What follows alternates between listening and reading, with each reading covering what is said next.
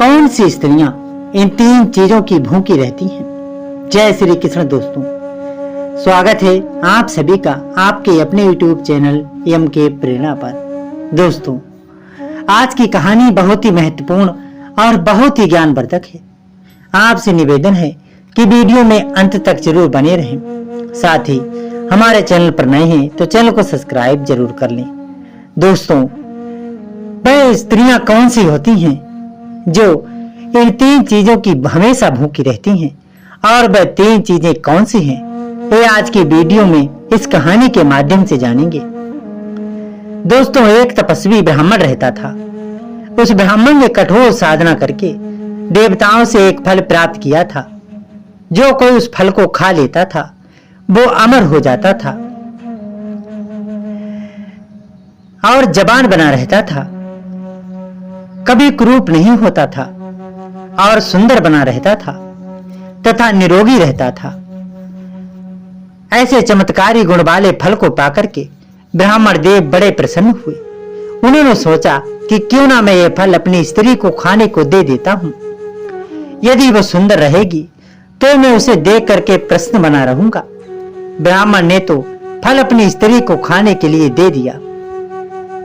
तपस्वी की पत्नी बहुत बुद्धिमान थी। वो कहने लगी, स्वामी, मनुष्य के अंदर एक बहुत ही बड़ी कमी होती है। उसे यदि किसी तरह का ऐश्वर्य प्राप्त हो जाए तो उसके अंदर अहंकार बढ़ जाता है।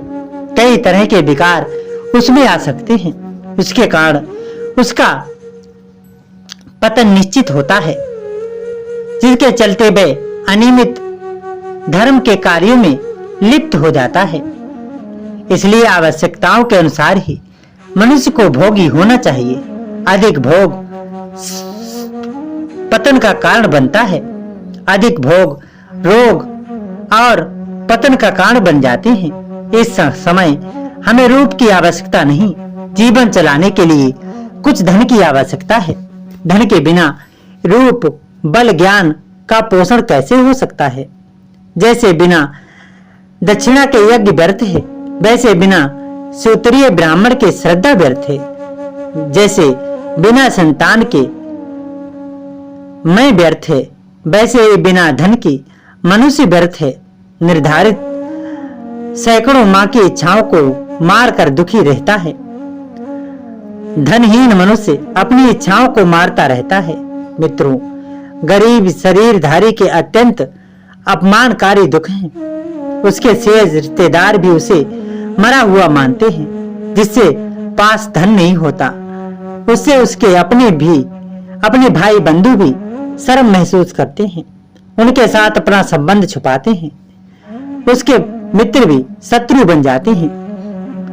गरीबी प्राणियों के लिए मृत्यु के समान है, छोटेपन की मूर्ति है और विपत्तियों के रहने के लिए स्थान है।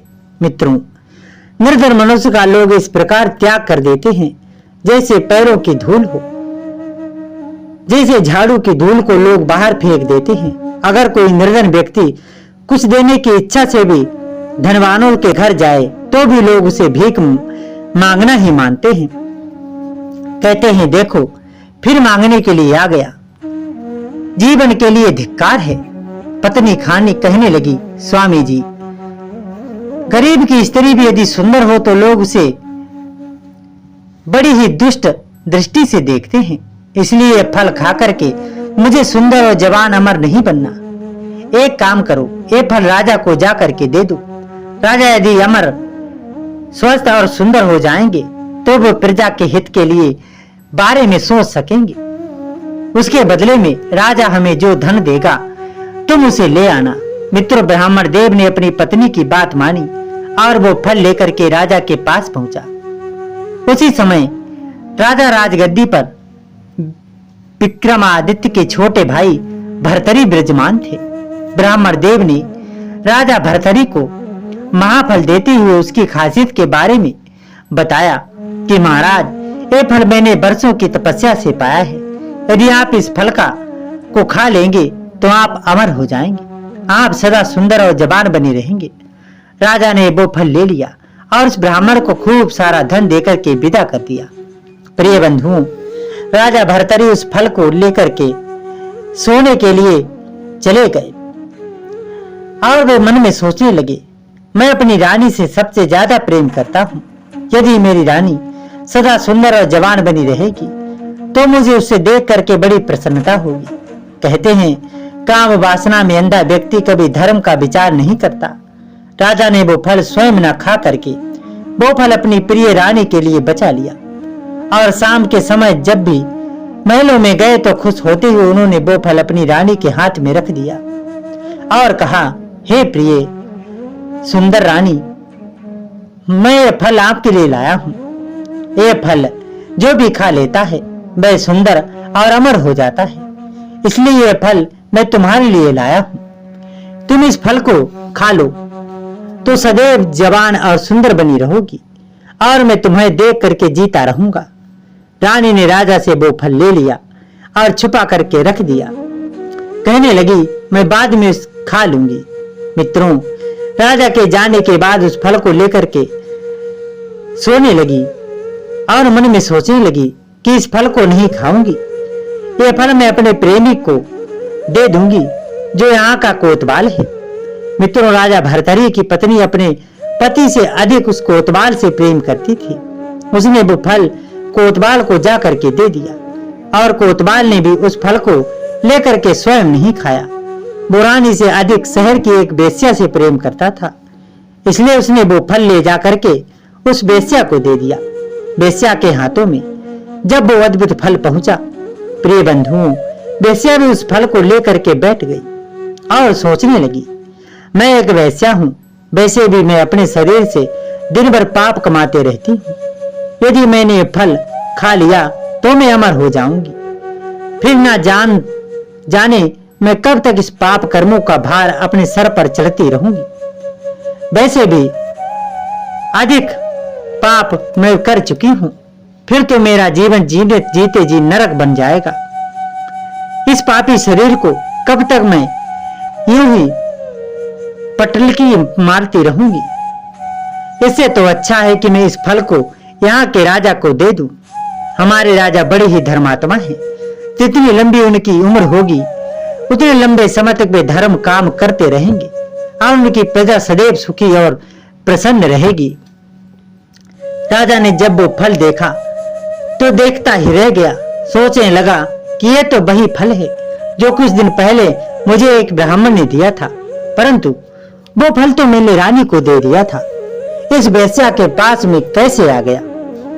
राजा ने थोड़ी सख्ती से पूछा, हे वेश्या, तेरे पास ये फल कहां से आया?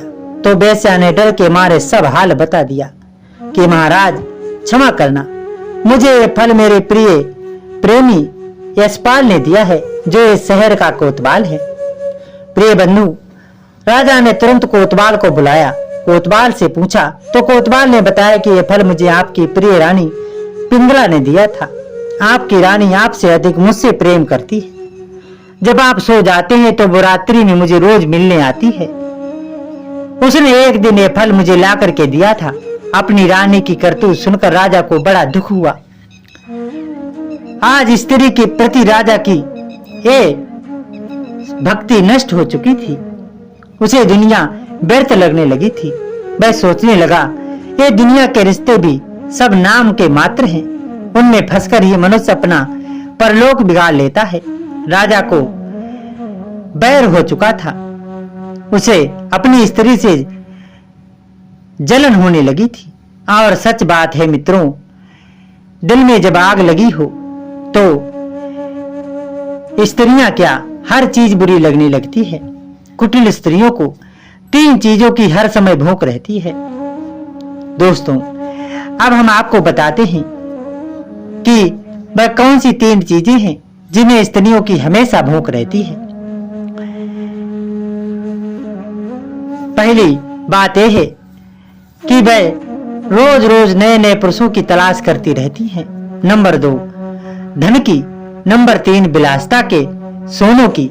चाहे घर में खाने को ना हो, बच्चे भूखे हों, पर उन्हें कुछ नहीं पता।